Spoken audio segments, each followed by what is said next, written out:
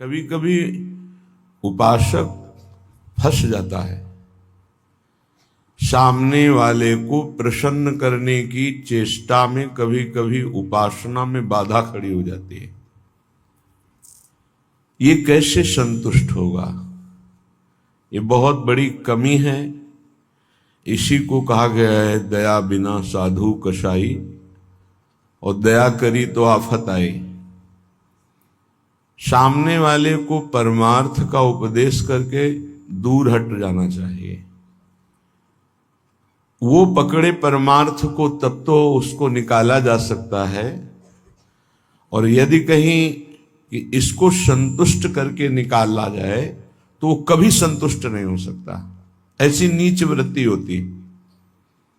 जितना आप उसको निकालने की चेष्टा करेंगे उतना ही वो आपको दलदल में धंसाता जाएगा।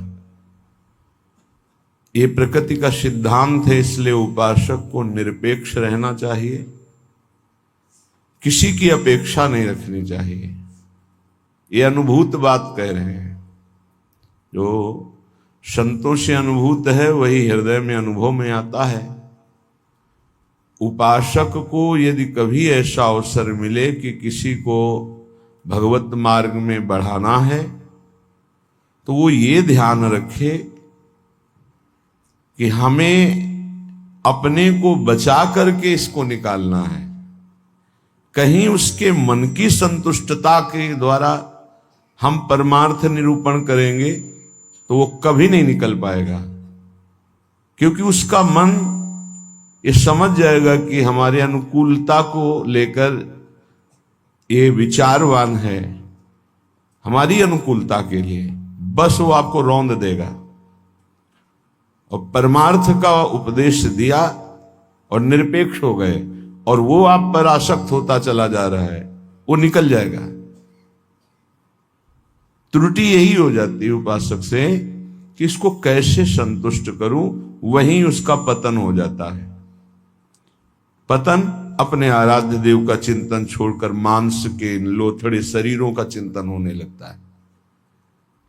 ये कैसे राजी रहे, वो कैसे राजी रहे, परिवार कैसे राजी रहे, भगत कैसे राजी रहे। निकले थे हरि को राजी करने के लिए और हो गया प्रपंच को राजी करना। ये बहुत सूक्ष्म बात है। ये शास्त्र सम्मत और हृदय सम्मत बात है, दोनों की अनुभूति। यदि भगवत मार्ग में आगे बढ़ना है तो किसी को संतुष्ट करने का भाव खत्म कर दे।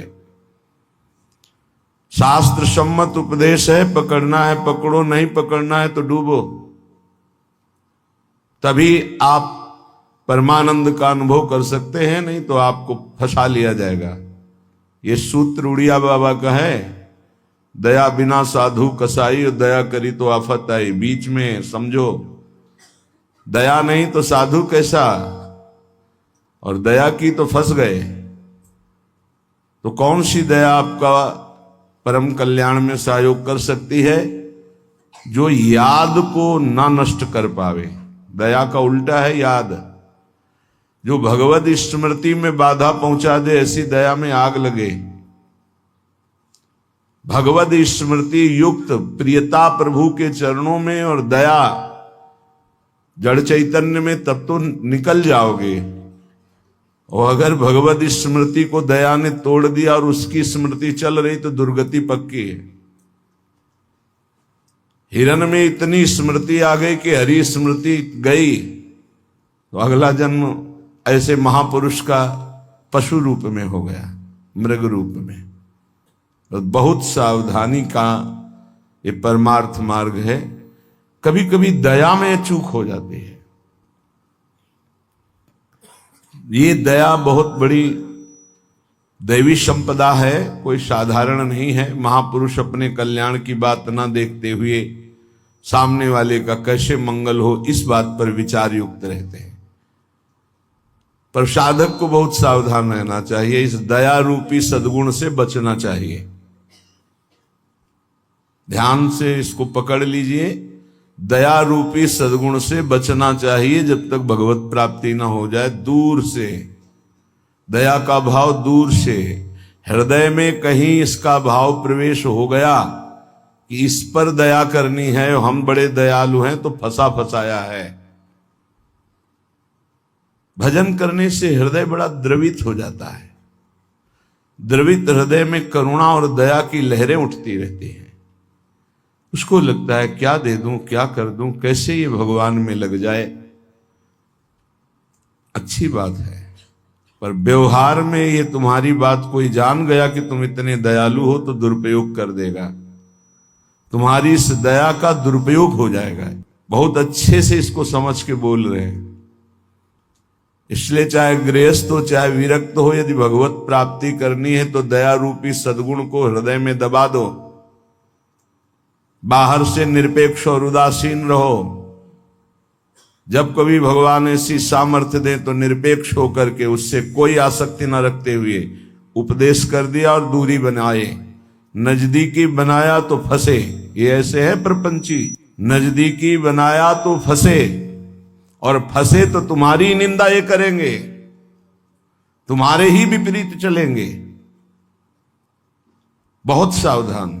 जैसे डूबने वाले को बचाने वाला जाए और चतुर तैराक ना हो, चतुर इसलिए कि अपने को बचा ले, तैराक इसलिए कि उसको भी निकाल ले, तो डूबने वाला पहला काम करता है बचाने वाले को डुबोता है और ऊपर उठ के सांस लेना चाहता है। बस ऐसे ही भव समुद्र में, प्रपंच में कामी क्रोधी लोभी ऐसे जो जन डूबे हुए हैं, साधु का कर्तव्य है उनको निकालना, पर परम प्रवीणता पूर्वक अपने को बचाते हुए, नहीं तो पक्का डूब जाएगा। पक्का अनुभव की बात है। संतों की जो बातें होती वो छाती की बातें होती, पढ़ी लिखी बातों में उतना प्रभाव नहीं पड़ता जितना हृदय की अनुभूत बातों पर पड़ता है। फिर अनुभव होगा कि बड़ा इष्ट कठोर है, वो हमारी रक्षा नहीं की, हमको बचाया नहीं, हम संकट में फंस गए। तो इष्ट शास्त्रों में संतों के रूप में, गुरुदेव के रूप में उपदेश करते हैं। निरपेक्षम मुनिम शांतम निर्वैरम समदर्शनम। कहां यहां ऐसा लिखा है कि तुम ऐसी दया करो कि उसी का चिंतन करने लगो, उसी के गले लग जाओ, उसी को अपना मान लो? कहां लिखा है? निरपेक्षम, किसी की अपेक्षा नहीं। हम उपदेश कर रहे हैं, उसको पकड़ो तो आओ, जैसे हम चाहें वैसे चलो तो आओ, नहीं तो जाओ। भगवान का ही सब बनाया हुआ खेल है, भोगो खेलो, नरक जाओ स्वर्ग जाओ, तुम्हारी रुचि। अगर मुक्त होना चाहते हो तो आज्ञा का पालन करो, निरपेक्ष रहे। निरपेक्षम मुनिम, मननशील, एक क्षण भी अपने प्रभु को ना छोड़े। इस संसार का सूत्र है। यदि आप निरपेक्ष रहे तो आपकी चरण धूल माथे पे चढ़ाएगा और आपकी आज्ञा का पालन करेगा। और यदि आपने दुलार कर दिया, उसको अपेक्षा कि ये भगवान को प्राप्त हो, ऐसी चेष्टा करके दुलार कर दिया, तो वो तुम्हारी बात को रौंद देगा। सामने वाला यदि अपना परिवर्तन नहीं चाहता तो पूरा जीवन संग दे दो तो भी उसका परिवर्तन नहीं होने वाला। अगर परिवर्तन चाहता है तो दूर से एक शब्द सुनकर उसका परिवर्तन हो जाएगा। साधु बहुत सावधान। बड़े बड़े जो संत अनुभव करके बोल गए हैं, वो अपने अनुभव से बोल रहे हैं, अपने हृदय की बात बोल रहे हैं। आप पकड़ लोगे तो आपका चिंतन नहीं बर्बाद होगा, वो अनुभूत बात आपको माया से बचा लेगी। सदैव अपने इष्ट देव के विचार में रहना चाहिए। भूल ये हो जाती है कि मुझे प्रभु न मानकर उसका कल्याण करने का ठेका ले लेते हैं, हम इसका उद्धार कर सकते हैं। भूल हो गई। हमारे प्रभु आए शिष्य का रोल करते हुए, स्वांग करते हुए, तो स्वांग मात्र करना गुरु का असली बात नहीं है। गुरु शिष्य एक ही परमात्मा तत्व विराजमान है, असली बात है। ये भूल हो जाती है। कैसे ये संभले, कैसे ये दुखों से निवृत्त हो, कैसे भगवान को प्राप्त हो। थोड़ा बस उसके अनुकूल हो गए, वो तुम्हारी हर बात रौंद देगा, तुम्हें सेवक बना देगा, अपना गुलाम बना देगा। मान लेना हमारी बात, दिमाग में लिख लेना। एक साधारण विषयी आदमी तुम्हें अपना गुलाम बना सकता है। कैसे? उसकी अनुकूलता को यदि तुमने परोसा, बस वो तुम्हारी आज्ञा का उल्लंघन कर देगा। ऐसे सात्विक जन बहुत कम होते हैं जो ये बात सोचे कि ये किसी की तरफ देखते नहीं, किसी से बोलते नहीं। इन्होंने हमारी तरफ देखा, हमसे बोले, बात किया, अहो भाग्य। ये हम अपने अनुभव की बात और संतों के अनुभव की बात करते हैं जो माया मुक्त हैं। किसी को उपदेश देकर निरपेक्ष हो जाना, यही उसके कल्याण का स्वरूप है। उसको दुलार करना अपने और उसके दोनों के पतन का रास्ता है पक्का। संसार में कहीं कोई भी यदि भगवत मार्ग में चलना चाहता है तो शब्द पकड़कर निकल जाएगा माया से। और अगर गुरुजनों के, महापुरुषों के वचनों को नहीं माना तो हम लौट जाएं उसके चरणों में, हमारे ऊपर से खेले, तो भी वो कल्याण को प्राप्त नहीं हो सकता, क्योंकि वो वचन का पालन नहीं कर रहा। गुरुजनों का उदास रहना हमारे लिए अत्यंत आवश्यक है, क्योंकि जब वो उदासीन होकर तिरछी चितवन से देखते हैं तो हृदय थर्रा जाता है और धर्म पूर्वक चलता है। और जब गुरुदेव मुस्कुरा देते हैं तो उसका उल्टा फल होता है, हमें गर्व हो जाता है और हम उनकी आज्ञा का उल्लंघन कर देते हैं। ये संसार सद्गुरु स्वरूप है, ये पूरे जीवन शिक्षा देता रहता है। इसलिए हम बैरागी, भगवत मार्ग के अनुरागी या गृहस्थ में जो वैष्णवजन हैं, उनको ये जो दूसरों को उपदेश देना, दूसरों के कल्याण का ठेकेदार बन जाना, ये बहुत ही घातक खेल है। प्रवचन करना, उपदेश करना, दूसरों के मन को संतुष्ट करना, ये बहुत ही घातक खेल है भगवत प्राप्ति में। तब तक मुंह नहीं खोलना चाहिए जब तक स्वयं साक्षात्कार भगवान का न कर ले, नहीं तो मिटिया मेट साधना को करने के लिए ये माया प्रपंच बहुत विचित्र है। उस समय आपको अनुभव होगा कि भगवान बहुत कठोर हैं, हमारी बात नहीं सुनते, हमें बचाया नहीं, इसीलिए पहले भगवान संत और शास्त्रों के रूप में बोल दिए हैं, ऐसा करोगे तो परिणाम ऐसा होगा। सावधान, तब तक कभी किसी को शिष्य ना बनावे जब तक स्वयं भगवत प्राप्त ना हो जाए। तब तक कभी प्रवचन उपदेश ना करे जब तक स्वयं प्रवचन उपदेश का आचरण जीवन में उतर ना जाए। जब सामने वाले में भगवान का दर्शन हो तो फिर स्वांता सुखाए तुलसी रघुनाथ गाथा। अपने अंतःकरण में भगवत प्रेम उल्लसित होते हुए भगवत चर्चा, ये आत्म सुख के लिए है। नहीं तो बाधा पड़ जाएगी, पक्का बाधा पड़ जाएगी। इष्ट का चिंतन छूट करके इसको कैसे प्रसन्न करें, इसको कैसे राजी करें, इसको कैसे दुलार करें, बस इसी में अब आप विचार करो। एक संसार त्यागी वैरागी भगवान के मार्ग का पथिक प्रपंचिक शरीराभिमानी भोगी विषयी पुरुषों के संतुष्टता के लिए वो विचारवान हो गया। ये विचार है गलत। तुम्हारे विचारों का उनके विचारों में प्रवेश हो जाए और वो तुम्हारे विचार में मगन रहे, तब उनका कल्याण होगा। तुम अपने विचारों को दबाकर उनके विचार में मगन हो गए, तुम्हारा पतन हो जाएगा। इसीलिए प्रचार प्रसार के लिए सिद्ध पुरुषों का अधिकार है। श्री वृंदावन दास जी महाराज विचारत ऐसे ही दिन रात दिन इसी विचार में मगन रहो। श्यामा श्याम का नाम, श्यामा श्याम का रूप, श्यामा श्याम की लीला। कब मिली हो ब्रज जीवन प्यारे, गोरे सावल गात, विचारत ऐसे ही दिन जात। उपासक का कैसे दिन जाता है, कैसे रात जाती है। विचारत ऐसे ही दिन जात, कब मिली हो ब्रज जीवन प्यारे, कब मिली हो, कब मिली हो विचारत ऐसे ही दिन जात, कब मिली हो ब्रज जीवन प्यारे, गोरे सावल गात,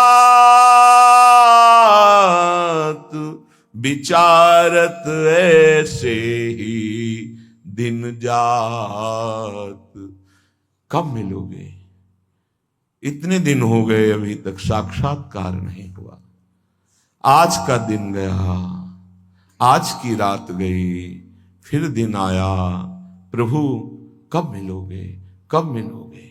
ये व्याकुलता, यहां दूसरे के चिंतन की कोई गुंजाइश नहीं है। दया से चिंतन में फिसला साधक,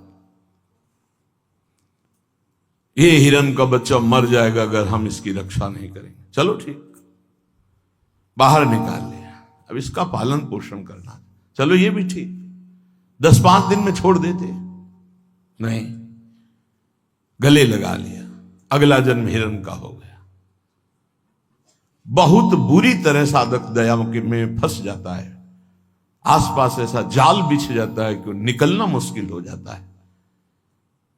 दया से बहुत बचो, ये भागवतिक सद्गुण है, आता है हृदय में, द्रवित होता है हृदय। जहां दूसरों का चिंतन हुआ तहां चिंतन अपना बदल जाता है। फिर क्या होता है? कहिबे में नियरे से लागत, सपन्यों नहीं दर्शात, अब कछु निठुर भय या जुग में, ताते मन पछतात, विचारत ऐसे ही दिन जात। वो बातें तो प्रभु की करता है, लेकिन ऐसा अनुभव में नहीं है, बहुत दूर प्रभु होते हैं। कहिबे में नियरे से लागत, सपन्यों नहीं दर्शात, स्वप्न में भी प्रभु नहीं आते। क्यों? गजब की बात है, साधक जीवन भर चिंतन को संभालता रहता है, दूसरे पर दया करके वो अपने कीमती चिंतन को दे दिया है, वो समझ नहीं पाता क्या हमारे से इनको मिल रहा है। इन्होंने अमोघ चिंतन छोड़ करके मुझे अपना लिया, मेरा चिंतन करते हैं, मेरे दोषों को मेरे सामने रखते हैं, मेरे को अपना मानते हैं, इसलिए प्राण न्यौछावर हो जाने चाहिए। लेकिन नहीं, वो प्राण ले लेगा उसके, अगर ऐसी गलती की कोई उपासक। निज अनुभव ये कहो खगेसा, वो तुम्हारे प्राण ले लेगा, वो तुम्हारी जीवन भर की चिंतन वृत्ति को रौंद देगा यदि तुमने दया कर दिया। इस बात को समझ लेना। संतों का संग क्यों सुना जाता है? शास्त्रों में वही सब लिखा है, उसको अपने अनुभव से डुबो कर बोलते हैं। कहिबे में नियरे से लागत, सपने हूं नहीं दर्शात। अब करो प्रवचन। हृदय में आश्रय दूसरे का, चिंतन दूसरे का, संबंध दूसरे का, तो स्वप्न में भी आपके आराध्य देव नहीं झलकेंगे। फिर क्या हृदय कहेगा? अब कछु निठुर भय या जुग में, ताते मन पछतात। अब भगवान भी नहीं सुनते, बहुत कठोर हो गए, हमें लगता है। इस युग में पहले बहुत जल्दी कृपा करते थे। हम आपको बताते हैं, कलयुग में सबसे जल्दी भगवान प्रसन्न होते हैं। ठाकुर जी को जब यशोदा मैया रस्सी से बांधती हैं तो रासलीला में दर्शन करवाते हैं कि मैया ने कसम धरवानी शुरू की कि बंध जा लाला, हर रस्सी 2 अंगुल छोटी। तो उनको पता है भगत बहुत प्यारे हैं, पहले तो बड़ी कसम खवाई निज भगवान के स्वरूपों की, नहीं बंधे। फिर सतयुग के भक्तों की, फिर त्रेता के, फिर द्वापर की, जो ही कहा कि तुम्हें कलयुग के भक्तों की शपथ से बन गए। क्यों? कलयुग में बहुत कम भक्त होते हैं, विशुद्ध भक्त भगवान की। हाँ, वृष्टि शारदी कहूं कहूं हुई, जैसे शारदीय वृष्टि कहीं कहीं होती है, ऐसी भगवान की भक्ति विशुद्ध भक्ति। विशुद्ध भक्ति में मिलावट, नाटक, दंभ, पाखंड, दिखावा, ये सब नहीं। केवल एक प्रभु से अपनापन, बहुत कम, तत्काल बन गए भगवान। कलयुग के भक्तों की जीव शपथ दी भगवान, ऐसा रासलीला में दर्शन कराते। कलयुग में बहुत जल्दी भगवान का साक्षात्कार होता है, पर बड़ा कठिन है अपने मन को समेटकर प्रभु में लगाना। करुणा निधि के ही भांति कहावो, सुनत नहीं सकुचार। एक बात मान लेना, हमारे प्रभु तक आवाज उसी की पहुंचती जिसका केवल प्रभु से संबंध है। अगर दूसरा कोई है तो आवाज नहीं पहुंचेगी, तुम्हारे हृदय में ही बैठेंगे, नहीं सुनेंगे। आवाज पहुंचती है जब केवल प्रभु रहते। जैसे द्रौपदी जी, जब तक कोई और था, अपना बल था, तो आवाज नहीं निकली। क्या द्रौपदी जी के हृदय में भगवान का चिंतन नहीं होता क्या? महाभारत में लिखा है, जो ही दुशासन आया तो भगवान का चिंतन चल रहा था, क्योंकि महाभागवत कोई ऐसा नहीं कि श्री कृष्ण का विस्मरण था, लेकिन बल था पांडवों का, बल था औरों का, पुकार नहीं हुई, पुकार नहीं हुई। महाभारत प्रसंग में पढ़ के देख लेना, जो ही दुशासन गया उस समय द्वारिकाधीश भगवान के चिंतन में बैठी थी, क्योंकि रजस्वला थी। बल था कि ये सभा में ले जाएगा, 5 पति हैं, भीष्म आदि महापुरुष, आश्रय अन्य होने के कारण वो केवल अंदर चिंतन चल रहा था, पुकार नहीं हुई थी। बहुत सावधानी से समझने का विषय। जब सब बल छूट गया तब उन्हीं का जो हृदय में चिंतन हो रहा था, जो ही पुकार हुआ तो चमत्कार हो गया, वस्त्रावतार भगवान का हो गया। इसलिए करुणानिधि हैं, पर वो सुनेंगे नहीं जब तक आपका कोई और है। ये बहुत जल्दी फोन नंबर लग जाता है हमारे ठाकुर जी से। नंबर है एक, बस एक। मेरे तो गिरधर गोपाल, दूसरों न कोई। बात कर लो,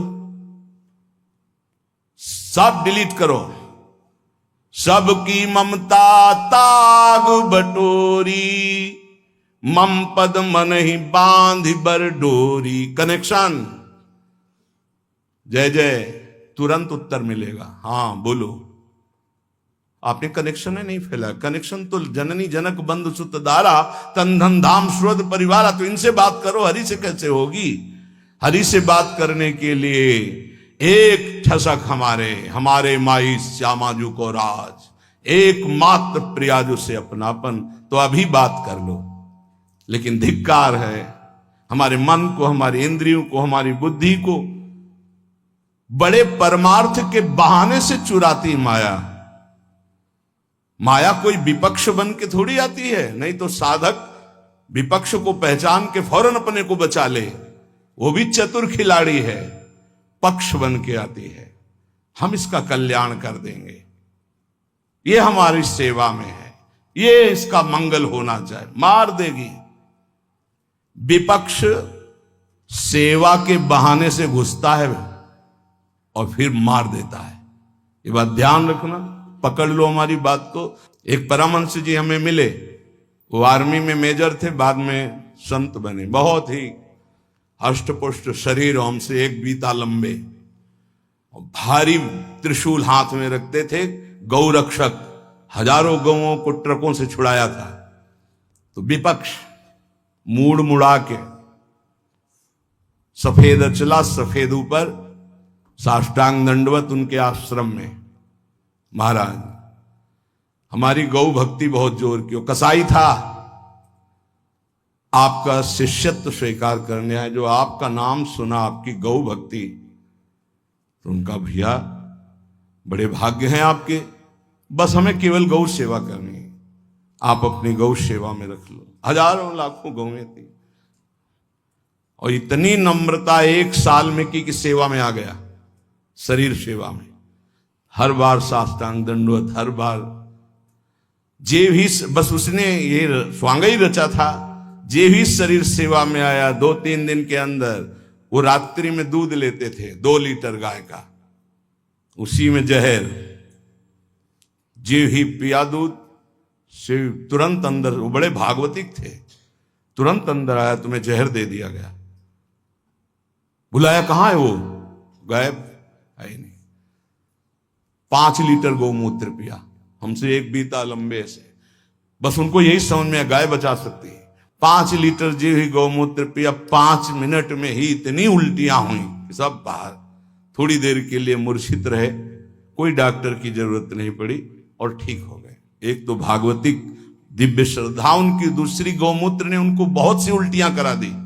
5 लीटर, ढक्कन 2 ढक्कन की बात, इतनी गर्मी, 5 लीटर मतलब बार बार उल्टियां, तो सब बाहर निकल गया।